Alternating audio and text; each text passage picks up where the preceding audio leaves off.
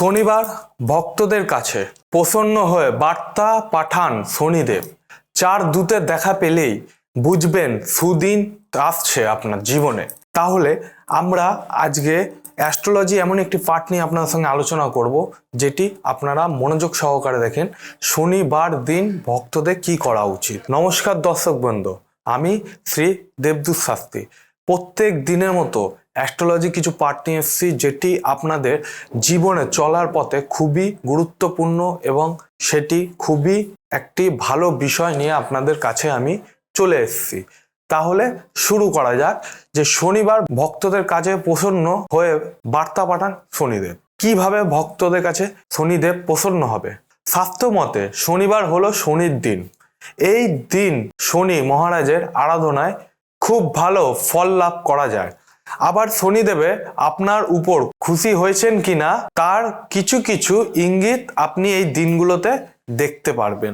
শনিদেব হলো আমাদের কর্মফলদাতা দেবতা, অর্থাৎ আপনি যেমন কাজ করবেন শনিদেব আপনাকে সেই অনুযায়ী কিন্তু ফল দান করবে।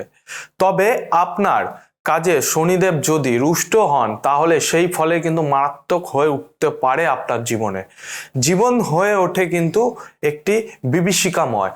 জীবনে চলার পথে আসতে পারে অজস্র বাধা বিপত্তি এবং কোনো প্রায় হয়ে যাওয়া গুরুত্বপূর্ণ কাজও কিন্তু আপনার ভেস্তে যেতে পারে এই সময়টাতে। তবে শনিদেবকে প্রসন্ন করতে গেলে জীবনে সুখের অন্ত থাকে না। শনিদেব আপনার উপর প্রসন্ন হলেন কিনা সেই বার্তাও তিনি নিজেই আপনার কাছে কিন্তু পাঠিয়ে দেন। শাস্ত্রমতে শনিবার হচ্ছে শনিদেবের দিন এবং এই দিনগুলো শনি মহারাজের আরাধনায় খুব ভালো ফল লাভ করা যেতে পারে।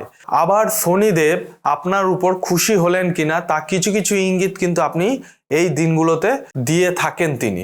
এবং জেনে নিন তাহলে শনিবার দিন কোন কোন জিনিস চোখে পড়লে বুঝবেন যে গ্রহরাজ আপনার প্রতি তুষ্ট হয়েছেন। শনিবার দিন কোন কোন জিনিস আমাদের চোখে দেখা শুভ, যেমন হচ্ছে কালো গরু। শনিবার দিন কোনো কালো গরু দেখতে পেলে নিজেকে ভাগ্যবান বলে মনে করবেন। কালো গরু শনিদেবের কিন্তু অত্যন্ত প্রিয়। এই দিন কালো গরু দেখতে পাওয়াটা কিন্তু সৌভাগ্যের একটা প্রতীক হিসেবে মনে করা হয়। কিন্তু কালো কুকুর, শনিবার দিন কালো কুকুর দেখতে পেলে অত্যন্ত শুভ ফল পাবেন আপনারা। এই দিনগুলো যদি কালো কুকুর দেখতে পান তাহলে বুঝবেন যে শনিদেব আপনার উপর কিন্তু প্রসন্ন হয়েছেন। এরই সঙ্গে এই দিনগুলি যদি কালো কুকুরটিকে রুটি খাওয়াতে পারেন তাহলে দেখবেন ভালো ফল কিন্তু পাওয়ার সম্ভাবনা খুব বেশি বৃদ্ধি পাবে। এবং এই শনিবার যদি আপনি কাক দেখতে পারেন, শনিবার দিন কাক দেখতে পাওয়ার ভালো লক্ষণ মনে করা হয়। জ্যোতিষ শাস্ত্র অনুযায়ী শনি দেবতার বাহন হচ্ছে কিন্তু কালো কাক।